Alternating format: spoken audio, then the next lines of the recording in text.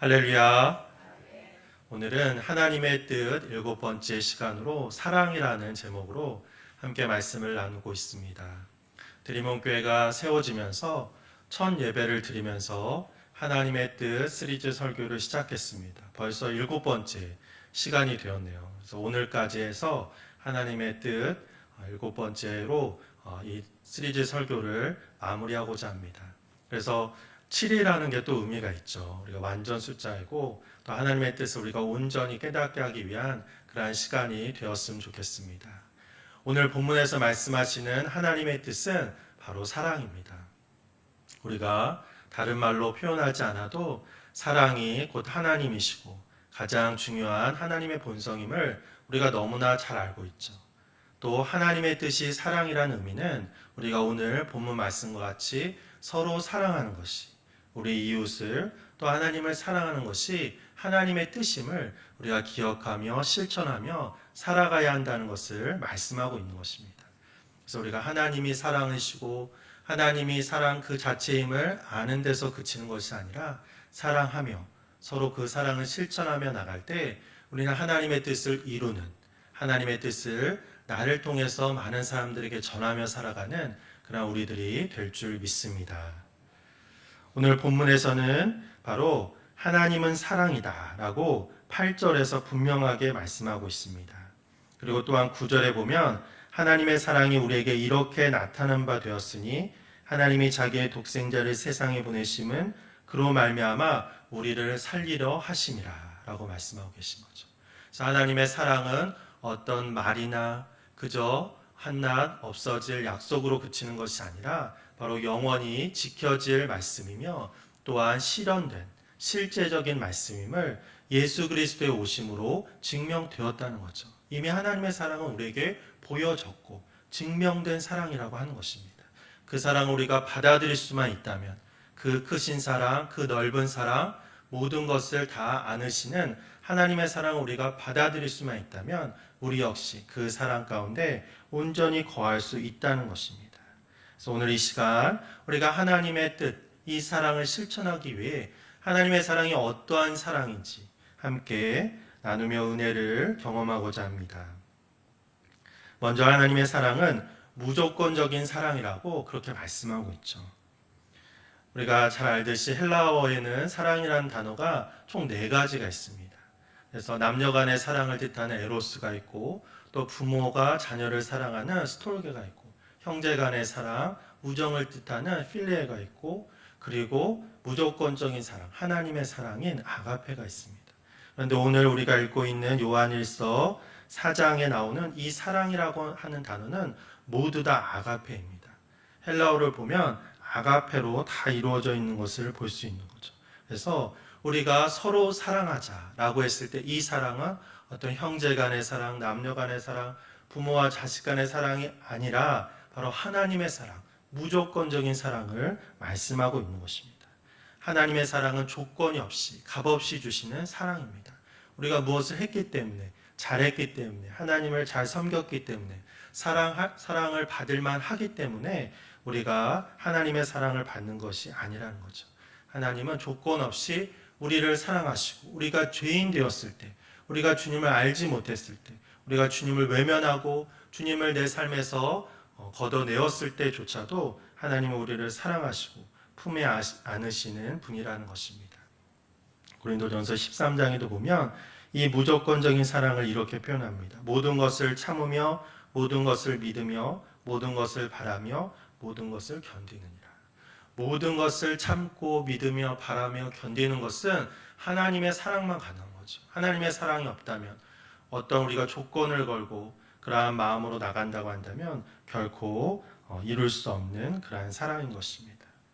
반면에 인간의 사랑이라고 하는 것, 인간의 관계라고 하는 것은 조건적인 것임을 우리가 너무나 잘 알고 있죠. 기브 앤 테이크로 내가 준 만큼 받기를 원하는 것이 바로 인간의 관계입니다. 공정할 수는 있겠지만 이것은 사랑의 관계는 아니죠. 세상은 그러한 관계를 요구하고 그것이 정당하다고 이야기합니다.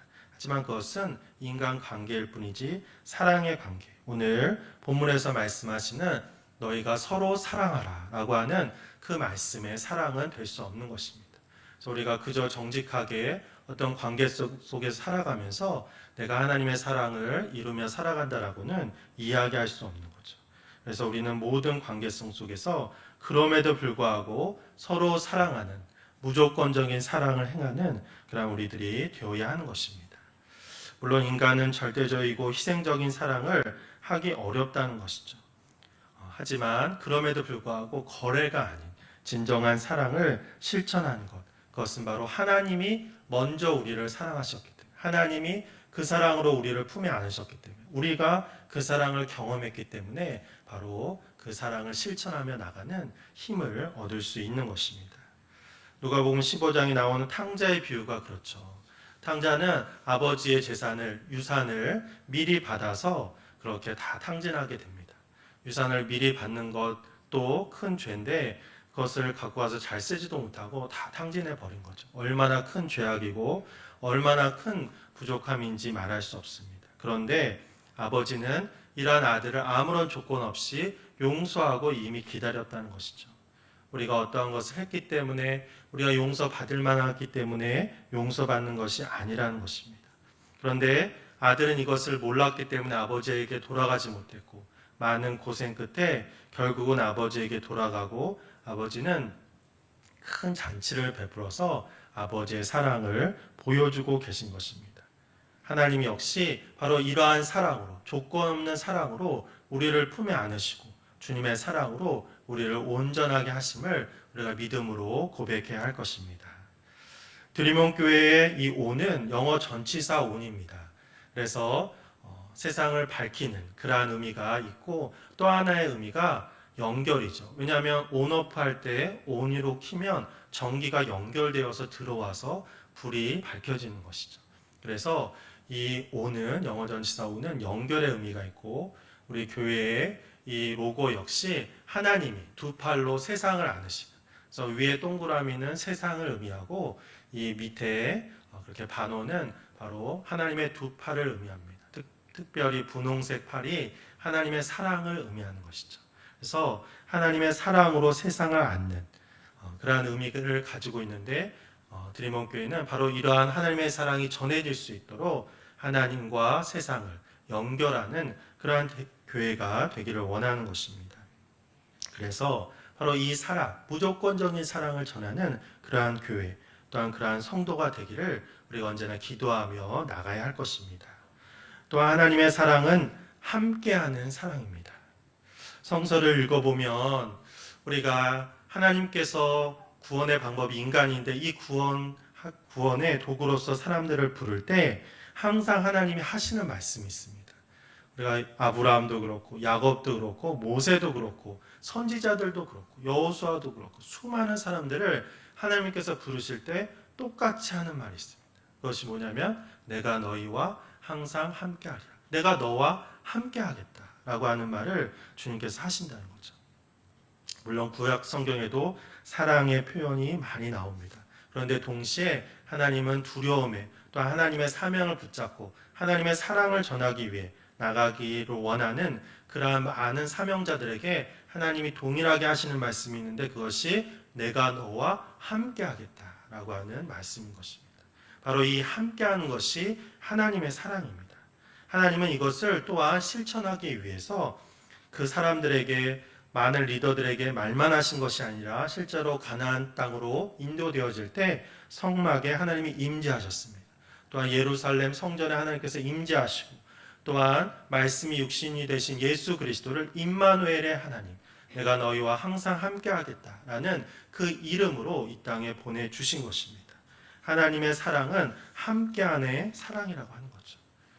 우리 이 땅을 살아가는 많은 사람들이 하지만 이 함께함이 없기 때문에 사랑에 목말라 하고 있습니다. 특히 코로나19의 상황은 우리가 함께하는 것이 어렵고 때로는 불가능한 그러한 상황인 것이죠.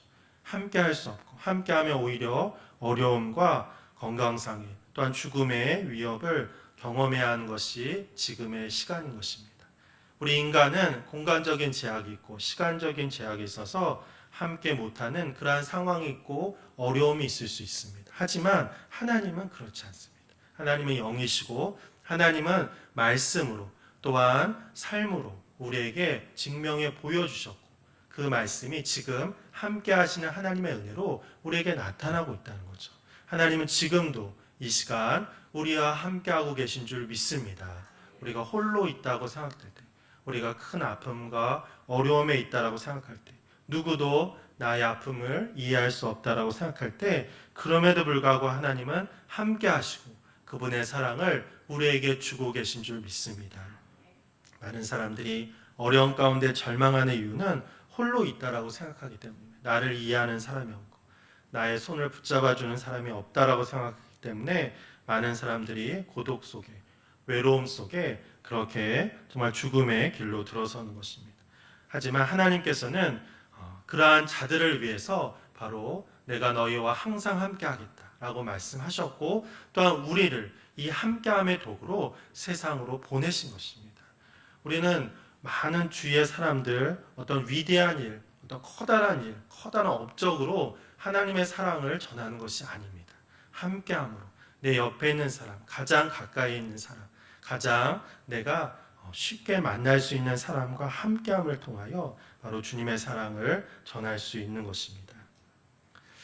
한 유대인이 예수님에게 계명 중에 가장 큰 계명이 무엇이냐고 묻죠. 그랬을 때 예수님께서는 성서에 뭐라고 나왔냐? 구약 성경에 뭐라고 나와 있냐? 그러자 이 사람이 하나님 사랑과 이웃 사랑이라고 그렇게 대답을 하죠. 그러면 그대로 행하라 라고 그러는데, 또 이 사람은 그러면 이웃이 누구입니까? 라고 그렇게 묻고 있습니다. 그랬을 때 하나님께서 말씀하신 그 비유가 바로 선한 사마리아인의 비유입니다.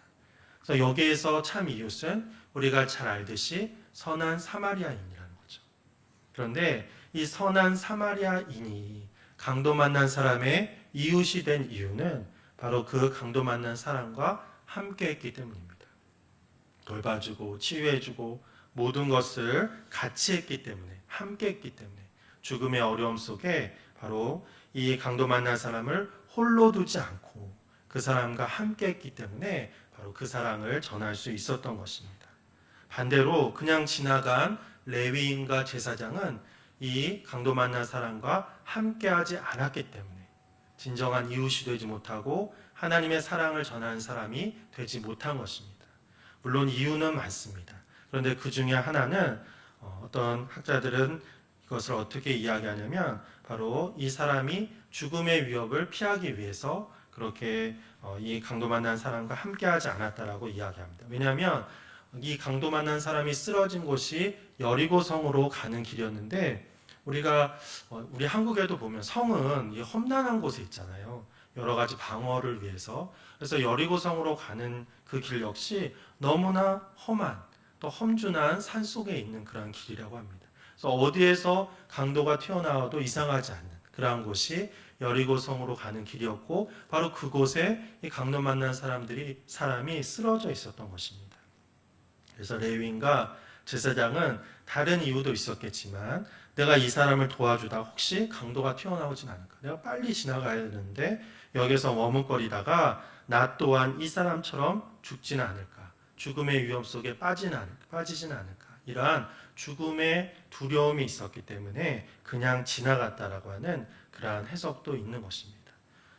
근데 이 사람은 자기의 죽음의 두려움을 극복하기 위해서 이 쓰러진 강도 만난 사람의 죽음을 외면한 것이죠. 하지만 선한 사마리아인은 바로 이 강도 만난 사람의 죽음을 함께함을 통해서 죽음을 생명으로 바꿀 수 있었다는 것입니다. 하나님의 함께하심, 또한 우리가 이웃과 함께함, 그것은 사랑이며 또한 죽음을 생명으로 바꿀 수 있는 하나님의 능력인 것입니다.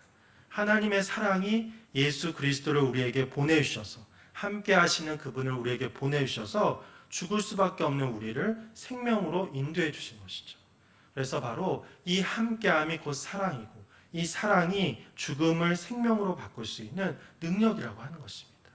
이 땅을 살아가면서 얼마나 많은 사람들이 고독감과 홀로 있다는 생각으로 죽음의 그런 아픔 속에 있습니까?